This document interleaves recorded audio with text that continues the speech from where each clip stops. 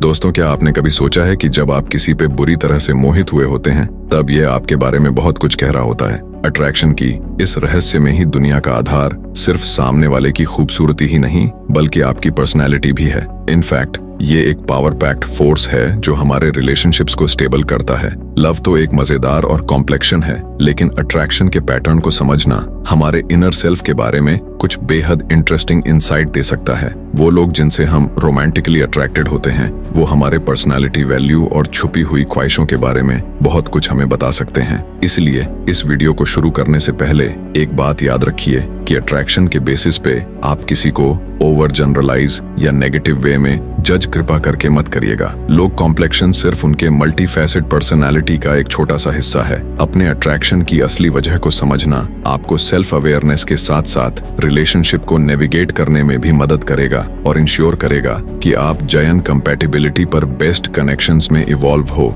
जो कि दोनों कपल्स के लिए फायदेमंद हो सके। तो चलिए दोस्तों, थोड़ा और डीप ड्राइव करते हैं और देखते हैं कि हमारे अट्रैक्शंस हमारी आइडेंटिटी को कैसे शेप देते हैं और हमारे रिलेशनशिप में हमारी चॉइस को कैसे प्रभावित करते हैं। So feelers, be ready to feel the fact number 1 if you are attracted to typical bad boys or girls। दोस्तों, क्या आपको वो टिपिकल बैड बॉय या गर्ल एनर्जी वाले लोग ना चाहते हुए भी अट्रैक्ट करते हैं? तो यह अट्रैक्शन आपके अपने इंक्लिनेशन और डिजायर के बारे में बहुत कुछ कह रहे हैं। शायद आप लाइफ में एक्साइटमेंट, एडवेंचर और रिबेल यानी कि कुछ तूफानी होने की चाहत रखते हैं। इन लोगों का कॉन्फिडेंस, असर्टिवनेस और इंडिपेंडेंट नेचर आपको उनकी तरफ खींच सकता है। साइकोलॉजिस्ट डॉक्टर मेडलिन फ्यूरे के अनुसार ये इम्पोर्टेंट है कि आप ये रियलाइज करें कि क्या आप इन क्वालिटीज को हेल्थी वे में पसंद करते हैं या फिर आप सबकॉन्शियस इस लेवल पर चाहते हैं कि आप इनको बेहतर बना सकें या सुधारें। इनफैक्ट ये सोचना कि you can change team for better आपको एक इनकम्पैटिबिलिटी करते हैं जिनके साथ रहना आपके लिए हार्मफुल हो सकता है।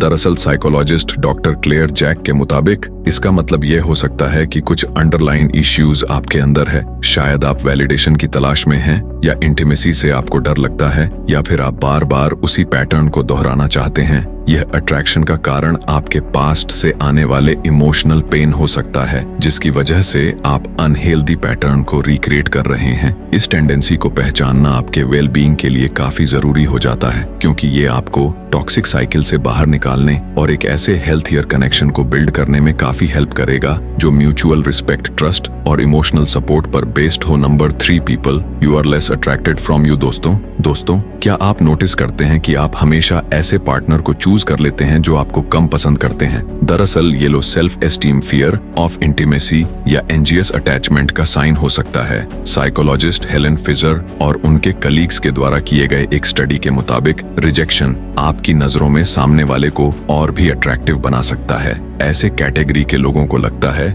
कि वो किसी का लव डिजर्व ही नहीं करते, जबकि ये बिलीफ ऑफन अनहेल्दी होता है कि हमें किसी की डिजायर या लव होने का कोई हक ही नहीं है। इसलिए इसकी वजह से हम चेज करते रहते हैं उस पार्टनर को जिसे हम कभी पा ही नहीं सकते। यह पैटर्न इनबैलेंस रिलेशनशिप को लीड कर सकता है, जहां आप इमोशनली ज्यादा इन्वेस्ट करते हैं as compared to your partner. इस अट्रैक्शन पैटर्न को समझना आपको एम्पावर करेगा अपने सेल्फ वर्थ को कल्टिवेट करने में, अपने वैल्यू को पहचानने में और सीखने में कि किस प्रकार का रिलेशनशिप चूज करना चाहिए जिसमें आप जेन्युइनली एप्रिसिएशंस नोटिस करते हैं कि आप उस इंडिविजुअल से अट्रैक्ट हो जाते हैं जो आपको आपके के पेरेंट्स या केयर गिवर की याद दिलाते हैं। इस कॉमन फेनोमेन को इम्प्रिंट अट्रैक्शन कहते हैं और ये कहती हैं डॉक्टर क्लेयर जैक, ये अट्रैक्शन ड्रिवन हो सकता है आपकी अनकॉन्शियस डिजायर से पेरेंट्स के द्वारा मिले प्यार को फिर से दोहराने की या फिर उन क्वालिटीज को ढूंढने की जो हमारे अर्ली रिलेशनशिप में नहीं थे।